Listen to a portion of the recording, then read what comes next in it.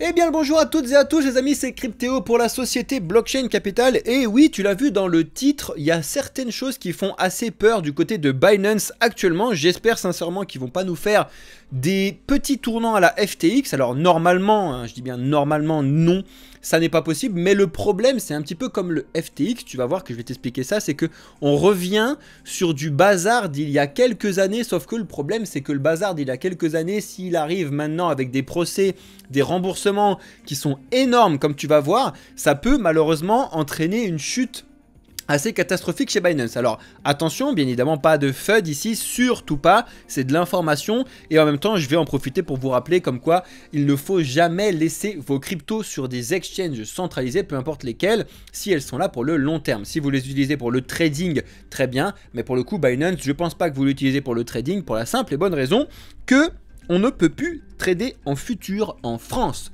Bref, en attendant, il y a pas mal d'autres informations également sur lesquelles je vais t'expliquer ce qui s'est passé un petit peu ce week-end. On va regarder ensemble le joli bazar qui se passe entre les mêmes coins, les cryptos, certaines cryptos qui ne décollent pas du tout. On va regarder ça ensemble. Donc je vais te faire le point sur les news en début de vidéo, puis sur le marché en fin de vidéo comme d'habitude. Avant toute chose, lâchez un like les amis sous la vidéo, c'est le meilleur soutien que vous puissiez faire à la société Blockchain Capital. Bienvenue à tous les nouveaux qui s'abonnent et qui activent la cloche si vous voulez comprendre comment fonctionne l'écosystème crypto et vous avez envie de vous éduquer, vous êtes au meilleur endroit. Allez, je vous mets le petit truc, jingle, c'est parti.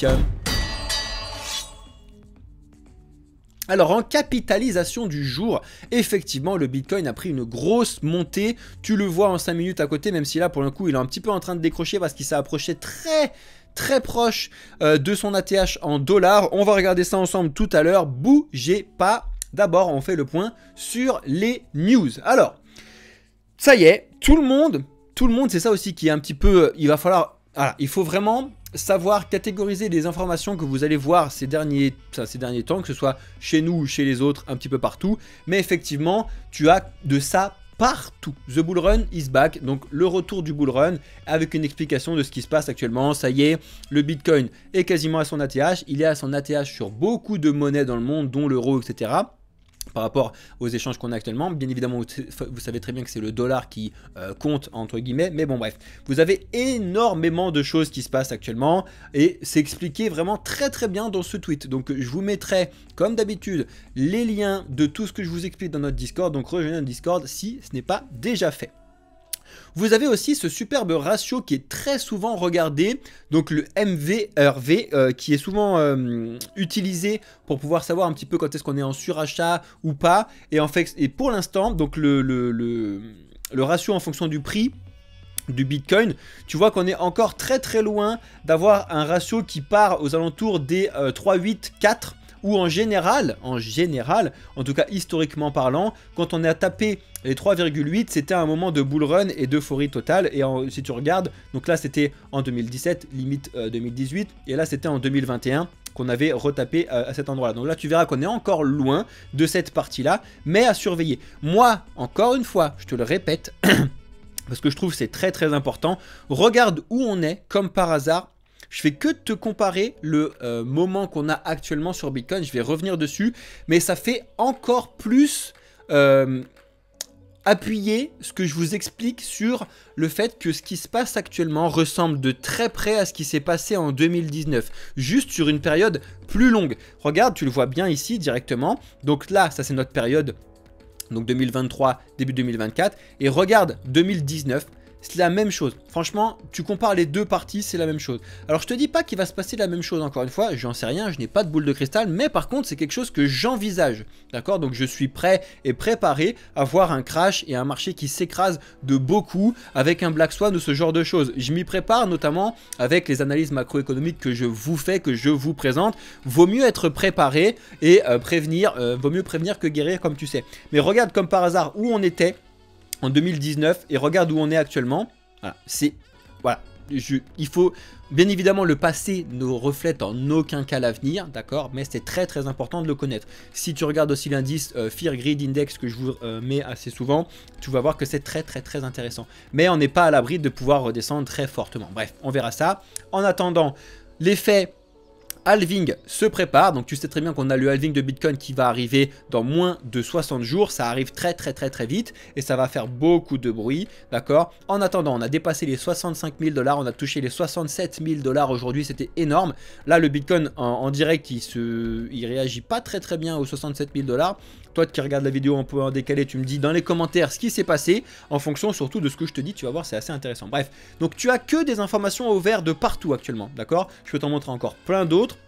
On a beaucoup d'analystes qui expliquent que les ETF vont pouvoir projeter Bitcoin beaucoup plus haut que ce qu'on pensait sur le prochain bull. Donc voilà, maintenant, selon il y en a certains que le bull run c'est parti maintenant, et ils t'expliquent que c'est les ETF qui le drive et qui vont pouvoir le mettre beaucoup plus haut que ce qu'on pensait. Quand je te dis ce qu'on pensait, c'est qu'on pensait plutôt du 120 000, 150 000 sur le Bitcoin. Donc s'ils disent beaucoup plus haut, il y en a qui parlent du 200 000, voire plus à l'été 2025. Écoutez, c'est ce qu'on verra. En attendant, je le vois mal tenir un bull run jusqu'à plus d'1 an et demi de maintenant à cette allure-là. Je le vois vraiment très mal. Il va falloir avoir de la respiration ou au moins une période de range parce que sinon c'est pas possible. C'est impossible d'avoir un marché qui monte pendant 1 an et demi, surtout sur une période de volatilité comme ça. Bref. Affaire à suivre. Donc voilà, la frénésie du Bitcoin ira jusqu'en 2034 selon Michael Saylor. Donc Michael Saylor, c'est celui qui a relancé le Bitcoin là, ces derniers jours quand il a expliqué qu'il avait acheté avec MicroStrategy 3000 Bitcoin. Bref, donc regardez un petit peu les articles que je vous ai mis là-dessus. Je trouve que c'est assez récent, c'est en français, c'est pas très long et vous allez comprendre et apprendre pas mal de choses. En ce qui concerne les narratifs du bull run, ça je vous l'ai déjà dit, très important, notamment dans les narratifs intéressants, vous avez le restacking. Bon, la partie stacking, farming, lending, c'est vraiment pas si simple que ça, d'accord. Quand on est néophyte et qu'on arrive dedans. Par contre, une fois que je vous l'ai expliqué ou que vous avez appris, en quelques heures de temps, je peux vous expliquer les bases, vraiment en quelques heures, et vous allez comprendre de vous-même que c'est pas si compliqué et que vous allez pouvoir faire de réels revenus annuels sur le long terme, beaucoup plus intéressant que ce que vous pouvez trouver n'importe où dans la finance traditionnelle, avec un risque assez maîtrisé si tu le fais bien. Donc comme vous le savez, si vous voulez, on vous propose une offre premium chez Blockchain Capital, donc vous avez tous les liens dans le Discord et ça va arriver dans très peu de temps sur le site. Alors vous inquiétez pas, ceux qui prennent le premium sur le Discord, vous l'aurez sur le site aussi, parce que je sais qu'il y en a certains qui attendent et qui disent ouais bah je prendrai le premium quand il sera sur le site, parce que Discord je comprends pas.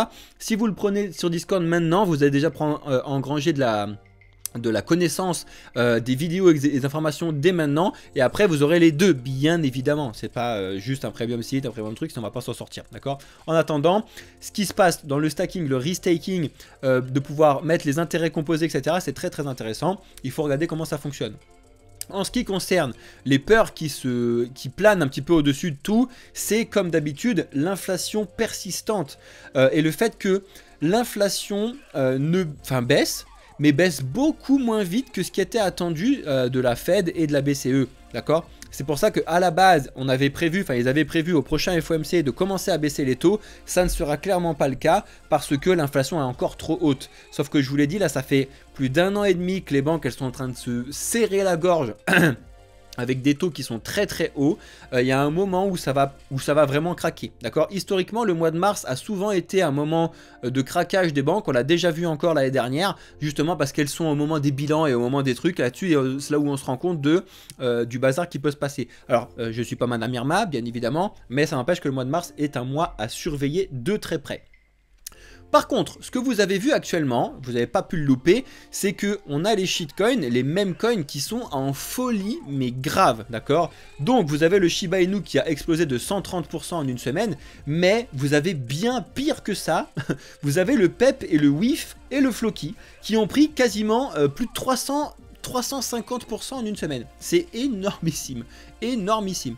Alors, encore une fois, toutes ces cryptos-là, tous ces mêmes coins, vous pouvez en avoir si vous avez envie d'avoir quelque chose de très risqué et si vous êtes conscient que ça ne sert absolument à rien si ce n'est de faire de la spéculation. Encore une fois, ce que vous disait Roman Fressinet dans un de ses sketchs, là pour le coup vous achetez à quelqu'un qui a acheté avant vous, d'accord. Donc vous êtes le dindon de la farce de quelqu'un d'autre et il faut que vous trouviez un autre dindon qui achètera plus cher que vous. Je sais, psychologiquement c'est super chiant ce que je vous dis, mais c'est comme ça sur la partie meme coin parce que c'est vraiment que ça. Alors bien évidemment, tu as des meme coins qui essayent de faire des projets. Je prends l'exemple du Floki ou du Shiba ou du Dodge qui essayent de développer des jeux, etc., etc. Donc, à la rigueur, c'est remis en question là-dessus parce que du coup, il peut y avoir un intérêt à l'avenir, d'accord? Mais par exemple, le PEP et le WIF, ça sert à rien du tout, d'accord? Et en général, c'est ceux qui explosent le plus actuellement. Mais bon, vérifiez, faites attention, et si vous êtes débutant, je déconseille très fortement de rentrer sur ces premières choses-là. Vous allez aller droit dans le mur, et puis après, vous allez râler sur le fait que les cryptos, c'est pas bien, parce que ça n'est pas réellement des vrais bons projets de crypto. D'ailleurs, c'est ce que nous explique Vitalik Buterin. Selon lui, il y a des projets qui sont vachement trop surinvestis, beaucoup trop d'investissement sur certains projets, alors qu'il y en a d'autres qui, selon lui, sont vachement sous-évalués. D'accord? Donc, les surévalués, bien évidemment, c'est les mêmes coins, et selon lui, c'est même une très mauvaise image de l'écosystème crypto apporté par les mêmes coins, dont les médias se servent à fond. Par contre, il y a beaucoup d'infrastructures qui sont vachement sous-évaluées et vous les mettez là-dessus. Vous pouvez regarder ça sur notre Discord comme d'habitude, mais c'est très très important de regarder ce qui est sous-évalué parce qu'il y a un moment où ça va prendre le pas sur la psychologie des gens sur cette partie. Alors oui, le cas de Binance. Je ne sais pas si tu as regardé ce qui s'est passé dernièrement. Je t'en ai déjà fait part dans une dernière vidéo, mais c'était un titre qui vous a pas forcément beaucoup plu, mais c'est réel, c'est-à-dire qu'au Nigeria, il y a un réel problème avec Binance en ce qui concerne le blanchiment d'argent sur ce qui s'était passé en 2018-2019, voire 2020. Et du coup du financement terrorisme, etc., etc. Et du coup, c'est pas une blague, mais pour l'instant, alors il y a ces rumeurs land, hein. Alors il n'y a aucun truc de vérifié et en plus Binance ils ont dit que pas du tout, mais il y a des rumeurs comme quoi le Nigeria demanderait à Binance 10 milliards de dollars, d'accord? Déjà que Binance vient de se faire éclater à 4,3 milliards de dollars à payer aux États-Unis, si ça s'avère être vrai, c'est une hécatombe, hein. Alors oui, ils ont beaucoup d'argent, mais le problème c'est qu'en fait s'ils prennent dans tous leurs fonds, ça va vraiment être une catastrophe. Normalement ils les ont ces fonds-là, d'accord? Mais c'est psychologiquement et dû au marché, c'est compliqué, d'accord? Donc c'est ce qui se passe actuellement, parce que du coup ils expliquent le bazar qu'il y a eu, si jamais tu veux regarder sur Bloomberg, mais surtout bah, t'as Binance qui explique qu'il n'y a pas du tout de discussion au sujet des 10 milliards, de payer une amende de 10 milliards. On ne payera pas de rançon, c'est ce qui est expliqué par Binance. Voilà, il y a pas mal de choses là-dessus. Alors bien évidemment, les sources, elles sont à vérifier dans tous les coins parce que c'est une catastrophe, c'est Rumorland dans tous les coins. Je préfère vous l'informer plus ou moins au début, quitte à vous réexpliquer après sur Discord que finalement non ni nani. En attendant, les vraies informations, c'est que le Nigeria est en discussion avec le PDG de Binance qui est directement là-bas en train de se déplacer. Donc le nouveau, lui qui veut être à fond sur la compliance, il est en train de se récupérer potentiellement la sauce de ce qu'il y avait alors qu'il n'était pas là. Donc c'est un petit peu dangereux, d'accord? En ce qui concerne FTX, justement, pour que Binance ne nous fasse pas une FTX, vous avez une nouvelle procédure de déclaration qu'il ne faut pas manquer. Alors même moi, je ne sais plus où j'en suis au niveau de la déclaration pour pouvoir récupérer les fonds de ce que j'avais sur FTX, mais bon bref. Donc si jamais si vous voulez des informations, le journal du coin, ils ont fait un superbe truc assez clair. Surtout sur cette partie-là, il y a énormément d'arnaques. Donc dès que vous voyez des choses dans vos mails, vérifiez partout sur Twitter, sur des informations vérifier comme quoi c'est bon, parce que sinon vous allez pouvoir tomber dans plein de scams et plein d'arnaques. Faites vraiment très attention, d'accord? Ils vous demanderont jamais vos codes privés, etc., etc. C'est pas ça qu'ils ont besoin pour pouvoir récupérer vos fonds, d'accord? Comme d'habitude, faites attention, faites vos recherches et si vous avez les moindres doutes, demandez-le nous. On est là aussi pour vous aider sur cette partie-là, d'accord? En tout cas, normalement, ils sont en train de récupérer nos fonds depuis longtemps. La question se pose toujours à savoir si on va récupérer nos fonds à la valeur de maintenant ou si on va récupérer à la valeur de ce qu'il y avait avant. Si on récupère à la valeur de ce qu'il y avait avant, c'est une énorme arnaque parce que bien évidemment, on n'avait pas... ou très peu des gens avaient des USDT, souvent les gens ils avaient des Ethers. Moi par exemple j'avais un Ether,5 au moment où l'Ether il était à 1000 balles, maintenant il est à 4000 balles quasiment. Forcément je vais me faire déglinguer parce que je vais pas récupérer un Ether,5, je vais récupérer 1000 balles et du coup c'est plus du tout, donc ça ne va pas du tout. Et ça c'est vraiment quelque chose qui est très problématique, mais bon en même temps vaut mieux récupérer ça que rien comme dirait l'autre. Mais bon, c'est vraiment un gros problème. En France, donc il y a quand même des projets en France qui lèvent des fonds, hein, 2 millions d'euros, pardon, du coup levés par Agnostic pour pouvoir faciliter l'accès aux données blockchain. Donc si vous ne connaissez pas, c'est une startup parisienne qui propose des solutions de SaaS, pardon, pour simplifier l'accès à la blockchain. Donc compatibilité EVM, etc. Ils ont levé des fonds. Si jamais ça vous intéresse de regarder un petit peu ce qu'ils proposent, comme quoi en France, il y a quand même certains projets qui arrivent à faire un petit peu de bruit. Est-ce que vous êtes plutôt ETF Ethereum ou ETF Ripple? Je vous le donne en mille. Il faut arrêter un petit peu de faire des ETF dans tous les coins, d'accord? Un ETF, c'est centraliser de la décentralisation. Alors, il y a des gens qui ne vont pas forcément comprendre ce que je vous dis, mais l'écosystème crypto est fait pour être décentralisé. Si vous voulez acheter du Bitcoin, achetez du Bitcoin directement. De s'enquiquiner à vouloir acheter du Bitcoin avec des ETF, vous allez avoir des frais, vous allez avoir de l'arbitrage et du coup vous n'allez pas acheter le Bitcoin au réel prix du Bitcoin du marché. C'est quand même vachement dommage. Alors que vous pouvez avoir un wallet, pardon, Ledger ou autre, vous les mettez dessus et bonne journée. En plus, ce sera beaucoup plus sécurisé que sur les ETF parce que c'est toi qui le sécurise directement. En attendant, là, la grosse question, c'est les ETF Ethereum ou les ETF Ripple. Alors, les ETF Ripple, ils aiment bien mettre ça en titre, mais la question, elle n'est pas réellement là. Hein. Mais bon, bref. Affaire à suivre. On a Taiko qui lève 15 millions de dollars en série A pour pouvoir faire donc son layer 2 sous Ether.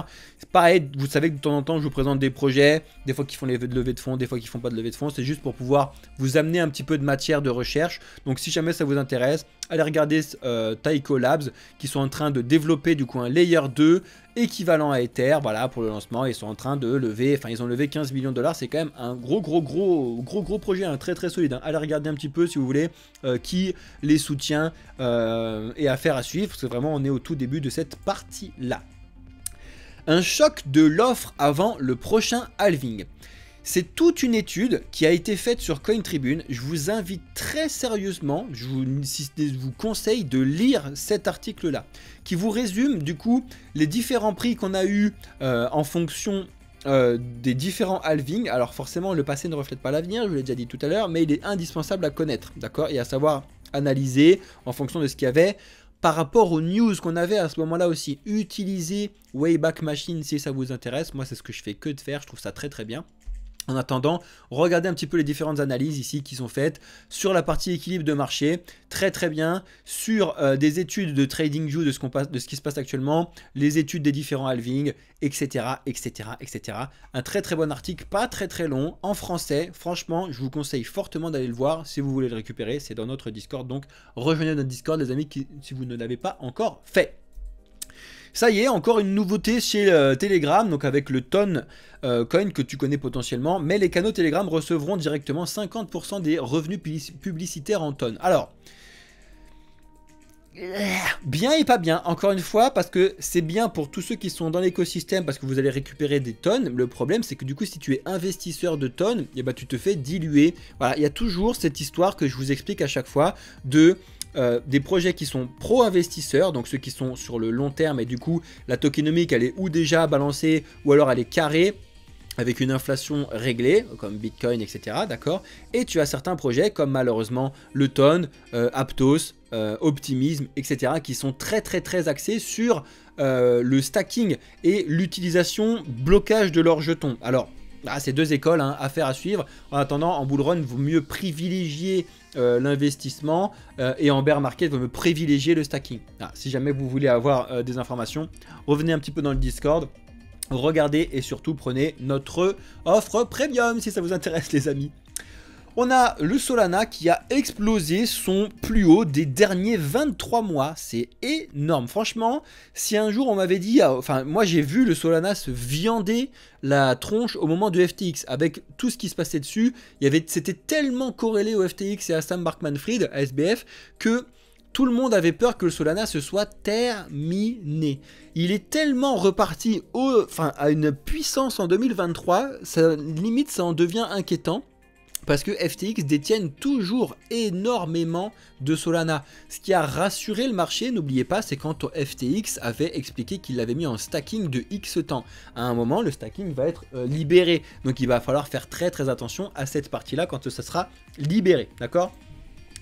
On continue et on finit avec cette information que vous avez potentiellement pas loupé, qui est aussi signe de pas mal de choses, mais on a l'USDT qui a atteint les 100 milliards de dollars. Donc c'est vraiment énorme, c'est-à-dire qu'il y a beaucoup de gens qui rentrent avec de la conversion en USDT, et historiquement c'est signe de euphorie et c'est signe de après respiration. Alors la respiration peut arriver en décalé de quelques semaines voire mois, on verra bien ce qui se passe. Arrêtez de dire que je suis permabère, on va voir ce qui se passe. Ce que je vous dis, comme d'habitude, ce sont les signes de marché et les signes macroéconomiques. Du coup, ça nous amène sur la partie marché, parce que vous le savez très bien qu'aujourd'hui, il n'y avait pas d'événement macroéconomique et que ce sera que demain où on va avoir l'ISM. On verra ça et on vous tiendra au courant comme d'habitude. En ce qui concerne du coup les marchés, vous l'avez vu tout à l'heure, ils sont drivés par deux thématiques pour l'instant. Les très gros, donc Bitcoin, Ether, et les shitcoins, à savoir le Shiba, le Doge, etc., etc. Et au milieu de tout ça, on a limite des perdants un petit peu, surtout en ce moment. Voire des projets qui stagnent, voire des projets qui bougent pas du tout, alors que ça aurait pu être des projets qui aurait dû normalement bouger fortement. On va regarder ça ensemble. Donc le Bitcoin, tu l'as vu, a dépassé les 67 000, limite à aller voir son ATH aujourd'hui. Affaire à suivre, on verra bien ce qui se passe. En attendant, comme d'habitude, plus rien de logique côté Bitcoin, c'est-à-dire que tous les paliers psychologiques, les paliers, les supports et les résistances, plus rien à faire. Ils les passent comme si c'était rien à faire, alors que d'habitude, même avant, historiquement, on bloquait vachement bien dessus. Là, plus rien à faire. La zone hyper importante des 57-59, on est passé dessus, mais rien à foutre.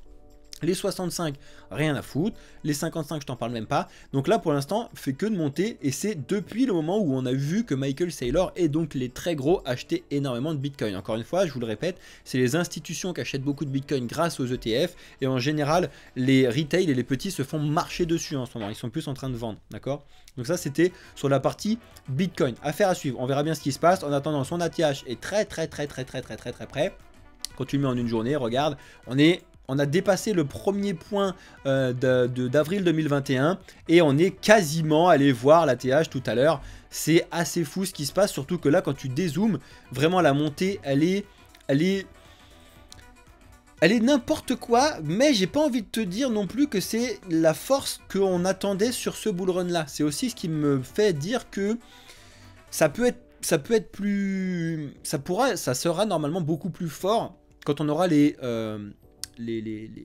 signes macroéconomiques de reprise d'économie et de reprise du coup de relancer du dollar, de l'euro, etc.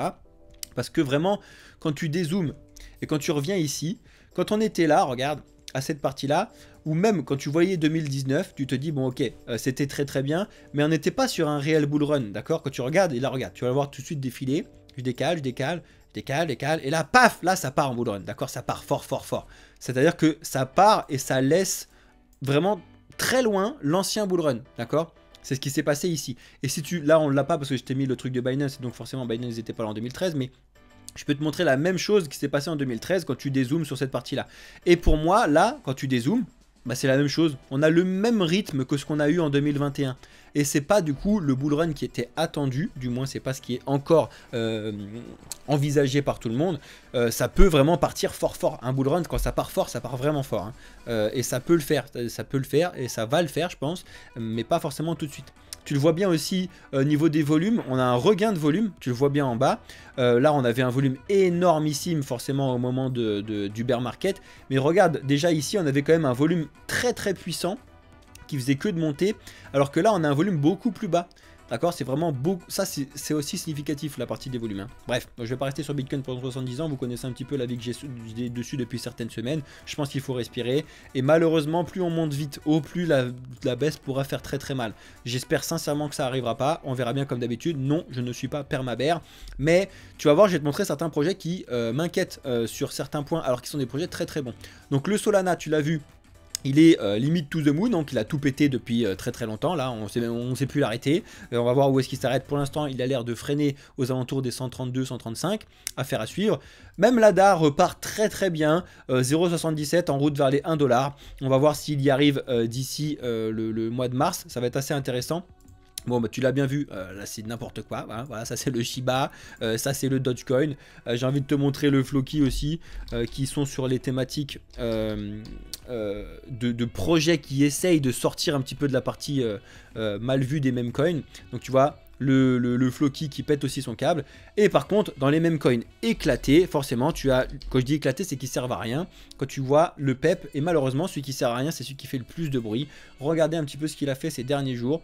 En l'espace donc depuis de 26 jusqu'à maintenant, en 7 jours, il a pris 465%. C'est énorme. Énormissime. Bah, félicitations à ceux qui avaient du PEP. Et puis bah, désolé à ceux qui vont racheter, à ceux qui ont du PEP maintenant. Voilà. On a enfin le Matic qui a réussi psychologiquement à passer au-dessus des 1$. Je pourrais vous mettre la grosse barre psychologique des 1$, mais pour l'instant, il nage au-dessus. On attend toujours, bien évidemment, la grosse mise à jour avec le pôle, du coup. En ce qui concerne le petit trio de tête, c'est parfait aussi, il est reparti. Mais c'est pareil, c'est lent, c'est très très lent. C'est lent. C'est-à-dire que normalement, en bull run, effectivement, tu as Bitcoin qui part, mais tu as les autres qui partent, mais fort, fort, fort, fort. Là, Bitcoin est tout seul à partir, d'accord? L'atome, il monte, mais c'est lent. Le Polkadot, il monte, c'est lent. L'avalanche, il monte même plus du tout parce qu'il est toujours en train de galérer par rapport à ce qu'on avait eu l'autre fois. Et la petite perte donc, de contrôle de la blockchain qu'on a eu ces derniers jours. Voilà. Franchement, Avalanche, il fait flipper. Hein. Il fait vraiment peur parce que c'est censé être une très très grosse thématique de layer 0. Et quand tu regardes que ça décroche comparé aux deux autres, j'ai l'impression de voir Atom l'autre fois où on avait l'un des fondateurs qui parlait de Atom One. Alors pour l'instant Atom One, bah, silence radio, on n'en entend plus parler, mais tu vois bien que là pour le coup Avalanche est assez derrière. Ça veut rien dire ce que j'ai dit, mais bon bref. Le XRP regagne aussi un petit peu et repassé au-dessus de sa barre psychologique des 0,6. Affaire à suivre, on va voir s'il va pouvoir taper plus haut. Le BNB, bon on l'arrête plus, voilà, le BNB il est tout de moon. Et ce que je voulais te montrer, c'est ça, c'est que tu as toujours Bitcoin qui continue à regagner de la force sur Ether. Bam, bam, bam, bam. Il écrase Ether petit à petit, malgré le fait qu'Ether s'en sort quand même vachement bien. Si tu regardes, hein, Ether monte très très bien. Il est passé, il a rebondi parfaitement bien sur les 3380 que je vous avais mis l'autre fois. Franchement, c'était magnifique. S'il y a des gens qui ont pris un trade là-dessus, bah, félicitations. Mais c'était plus ou moins intelligent à faire, d'accord. Encore une fois, si vous voulez regarder un petit peu ce qui se passe sur la partie trading, écoutez mon associé Alex qui vous fait les vidéos sur cette partie-là. Mais là où ça m'inquiète et là où je trouve que c'est assez fou, alors attends, juste avant, je vais te montrer le link. C'est pareil, le link, tu vois, link, projet exceptionnel qui est malheureusement pas du tout en train de prendre la vague de ce qui se passe. C'est ce qui me fait dire qu'on n'est pas du tout en bull run. Si tu as Bitcoin qui monte tout seul, ça n'est pas un bull run, c'est 2019, ça s'appelle un mini bull run. Je suis désolé à tous ceux qui ne sont pas d'accord avec moi, mais ceux qui ne sont pas d'accord avec moi, c'est que vous n'avez pas réellement connu les bull runs. Je suis désolé, mais moi j'ai connu 2017, j'ai connu 2021. Vraiment, c'est des jours où tu es là devant ton écran et ça vrille total, tout part à la hausse, mais grave. Genre vraiment, tu as des 300% sur des très grosses cryptos qui tombent sur chaque jour, tu vois. Et là, le link, il se passe plus rien. Il se passe plus rien sur certains gros projets. C'est très très lent. Affaire à suivre, d'accord? En ce qui concerne les projets qui souffrent alors que ça aurait dû être des projets qui devraient cartonner surtout en ce moment parce qu'ils viennent d'arriver. En général, historiquement, les projets qui sont arrivés au moment de mini bull run, ils explosaient, d'accord? Et là, tu regardes le Jupiter, il est repassé vachement bien au-dessus des 56 et je pensais qu'il allait rebondir et repartir très très bien. C'était pas forcément ce que j'attendais du truc, mais c'était logique par rapport à ce qui se passe avec Bitcoin et l'engouement qu'on a actuellement. Finalement, il se réécrase dessus. On va voir s'il arrive à reprendre pied et repartir. Mais on a le Dimension, regardez le Dimension. Projet exceptionnel, hein, sous Cosmos, très très bien, mais pareil, je vous l'avais dit, beaucoup trop surcoté au début. La logique, c'est de récupérer les 4, voire les 3 $. Mais tu vois, regarde, c'est impossible d'être en bull run et de voir un projet qui est aussi bon que le Dimension ne rien se passer dessus. Ces signes, et vous devez écouter ces signes quand ils arrivent. Franchement, je suis désolé, mais c'est hyper important. Pareil pour le STRK. Regardez-moi ça, c'est un stablecoin, le STRK. Franchement, on le foutrait à 1,8, c'est un stablecoin. Il se passe rien. Il se passe rien du tout, du tout. Que dalle. Le RTRK, projet exceptionnel de Layer 2 avec une technologie qui est réellement intéressante et qui change vraiment la donne sur Ethereum. Et qu'est-ce qui se passe? Bitcoin monte jusqu'à son ATH et le STRK très loin. Et là, je vous montre ces trois-là, parce que c'est les trois sur lesquels on regarde pas mal de ce qui se passe actuellement, mais c'est significatif de pas mal de choses. Vous allez voir, je vous le mets en 1000, si on est dans un réel bull run, regardez en 2021, prenez l'exemple de 2021, tous les projets qui étaient là en 2021, au moment d'un bull run, hein, tout le monde monte pour aucune raison. Même des projets qui servent à rien, des scams, des merdes et tout, ça monte, tout monte. C'est-à-dire que c'est ce que je disais à ce moment-là, surtout au moment de février jusqu'à avril 2021, tu pouvais être n'importe quelle personne, tu mettais n'importe quelle balle, n'importe où, ça montait. Sur n'importe quel truc, d'accord? Là, bah, y a certains qui montent fort, les mêmes coins qui montent très fort, alors que normalement c'est ceux qui sont censés arriver des mois décalés avec le bull run. Et là, tu as des très très gros projets avec des thématiques qui sont technologiquement très intéressants, il se passe rien. Tout ça pourquoi? Pour la simple et bonne raison que actuellement, c'est que le Bitcoin qui monte parce que c'est que les institutions qui investissent et les institutions n'investissent pas sur le Dimension, le Jupiter, etc. parce qu'elles n'y ont pas directement accès grâce aux ETF. Donc la question doit se poser de quand est-ce qu'on va pouvoir avoir un réel bull run? Et bien c'est quand on va avoir monsieur et madame tout le monde qui vont pouvoir investir dessus, parce que des institutions t'en as 100, des monsieur et madame tout le monde t'en as 100 millions qui vont pouvoir investir. Donc ça n'a rien à voir. Mais ça va arriver en 2024, mais c'est pas le cas actuellement. Dis-moi ce que tu en penses un peu en commentaire de tout ce que je t'explique en termes d'analyse macroéconomique, en termes d'analyse des marchés, surtout par rapport à ce que vous explique aussi Alex. Vous savez qu'on a un petit peu deux visions qui sont pas du tout contraires, hein, pas du tout, c'est pas ça que je veux dire, mais c'est qu'elles sont... Alex, il est beaucoup sur la partie marché et la partie étude des graphiques et tout, ce qui est très très intéressante, et moi je suis un peu plus sur la partie macroéconomie et économie. Et si vous pouvez... Le but du jeu, c'est de pouvoir engranger les connaissances des deux pour que vous puissiez vous faire votre avis dessus. Le but du jeu, c'est que vous puissiez être autonome, premièrement. Et deuxièmement, ceux qui n'ont pas le temps, venez nous voir. On s'arrange pour pouvoir trouver des solutions, notamment avec le service Plutos et avec le service CIB qu'on vous propose, qui sont donc des services axés sur le copy trading. Je sais que ça peut intéresser beaucoup de gros porteurs qui ont des dizaines de milliers d'euros à investir dessus. Ça peut être intéressant. En attendant, merci à tous ceux qui regardent la vidéo jusqu'en entier, les amis. J'espère que vous avez bien évidemment lâché votre like, votre commentaire, et bienvenue à tous les nouveaux qui regardent les vidéos en entier. Retrouvez-nous sur Discord, sur nos différents réseaux, X, Twitter, enfin Twitter c'est la même chose, YouTube, etc. etc. Abonnez-vous. En attendant, je vous souhaite à toutes et à tous une excellente soirée. On se retrouve demain en live. C'était Cryptéo pour l'entreprise Blockchain Capital. Ciao les amis!